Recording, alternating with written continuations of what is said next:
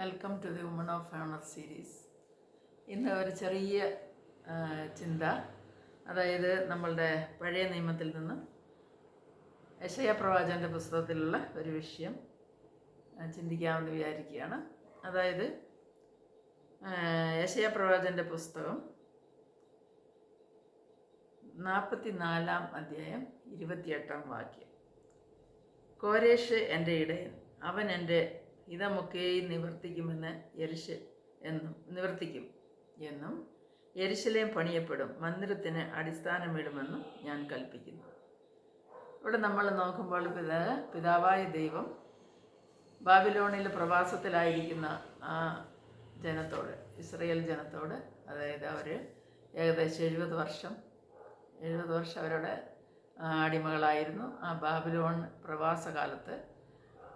അന്ന് യെശയ്യാ പ്രവാചകനിൽ കൂടി ദൈവം അവർക്ക് കൊടുത്തതായ ഒരു പ്രത്യാശയുടെ ഒരു സന്ദേശമാണ് നമ്മൾ വായിച്ചു കേട്ടത്.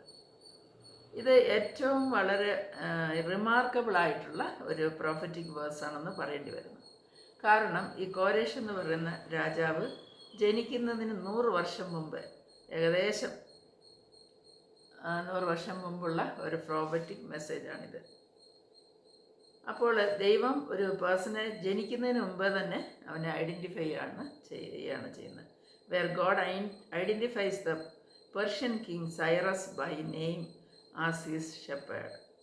Cyrus is designated to fulfill God's purpose by ordering the rebuilding of Jerusalem and the laying of the temple foundations after the Babylonian captivity. അപ്പോൾ നമ്മളൊന്ന് ആലോചിച്ച് നോക്ക്, ഒരു വ്യക്തി ജനിക്കുന്നതിന് മുമ്പേ തന്നെ അവൻ്റെ പേര് ദൈവം പറയുകയാണ്. നമ്മൾ വേറെ ശലോമോൻ്റെ പുസ്തകം, എനിക്ക് തോന്നുന്നു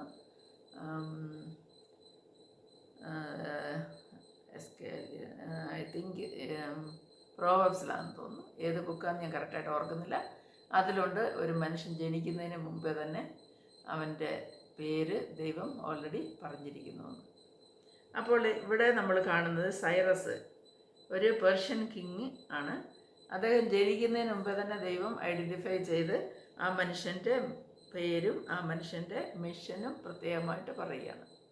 അപ്പോൾ ജെറുസലേം ദേവാലയം നശിപ്പിക്കപ്പെട്ടത് നമുക്കറിയാം. ബാബിലോൺ നെബൂഖദ്നേസറിൻ്റെ കാലത്ത് അത് ദേവാലയം നശിപ്പിക്കപ്പെട്ട് പ്രത്യേകം പറഞ്ഞു കഴിഞ്ഞാൽ അതിൻ്റെ അടിത്തറ വരെ ഇളകി അങ്ങനത്തെ ഒരു കണ്ടീഷനിൽ കിടക്കുകയാണ്.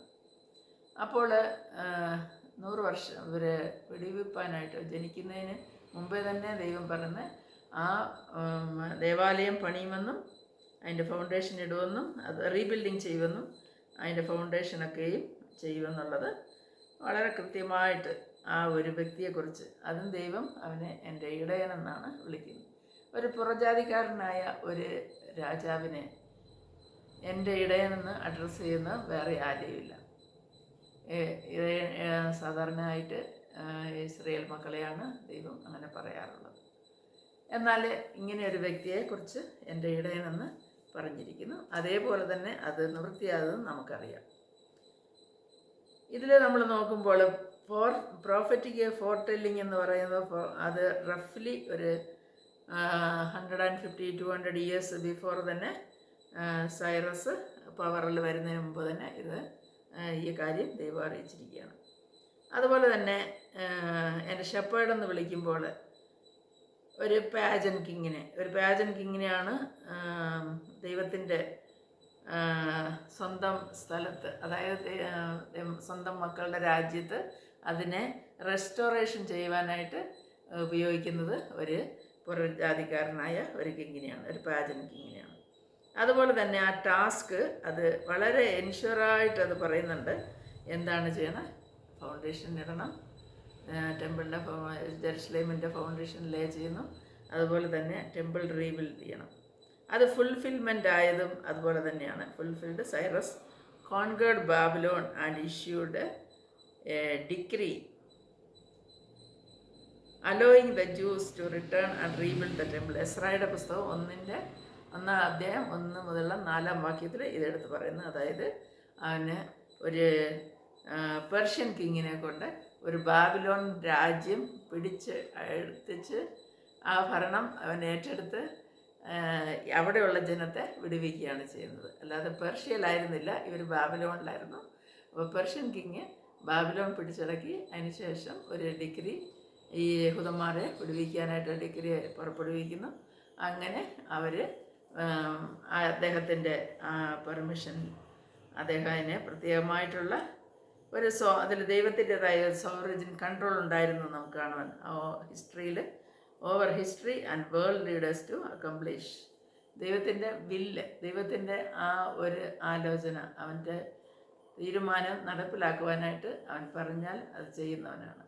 അതുകൊണ്ട് ഇന്ന് ഈ നിമിഷത്തിലായാലും ഈ ലോകത്തിൽ സംഭവിക്കുന്ന, നമുക്ക് ചുറ്റും സംഭവിക്കുന്ന പല കാര്യങ്ങളുണ്ട്. ദൈവത്തിൻ്റെ ആലോചന പ്രകാരം ഉള്ളതുണ്ട്, ഇല്ലാത്തതുമുണ്ട്. എന്നാൽ നമുക്ക് നല്ലതിനായി പ്രതീക്ഷിക്കാം. നമ്മളുടെ ഓരോരുത്തരുടെയും ജീവിതത്തിലും അതുപോലെയാണ്. നമ്മൾ ജനിക്കുന്നതിന് മുമ്പേ ദൈവം നമ്മളെ കണ്ടിരിക്കുന്നു. എൻ്റെ അമ്മയുടെ ഉദരത്തിൽ എൻ്റെ ഉരുവാകും മുമ്പേ ദൈവത്തിൻ്റെ ദൃഷ്ടിയിൽ ഉണ്ടായിരുന്നു എന്ന് സങ്കീർത്തനക്കാരൻ പറയുന്നു. എൻ്റെ അന്തരംഗങ്ങളെയും അതുപോലെ തന്നെ ഞാൻ ഉരുവാകുന്ന ഓരോ ഉരുവായി നമ്മൾ ഗ്രോ ആകുമ്പോഴും കർത്താവിൻ്റെ ദൃഷ്ടിയിൽ നിന്നും മറവായിരുന്നില്ല. നമുക്കറിയാമല്ലോ. അപ്പോൾ ഇന്ന് നമുക്ക് ദൈവത്തിൽ നിന്നും മറിഞ്ഞിരിക്കുവാനായിട്ട് സാധിക്കത്തില്ല.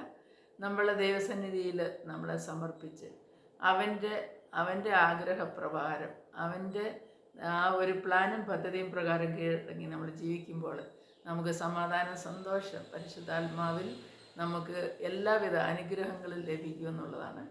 എൻ്റെ എല്ലാ പ്രിയ കൂട്ടുകാർക്കും, എന്നെ കേൾക്കുന്ന എല്ലാവർക്കും ഇത് സാധ്യമാകട്ടെ എന്ന് പ്രാർത്ഥിക്കുന്നു.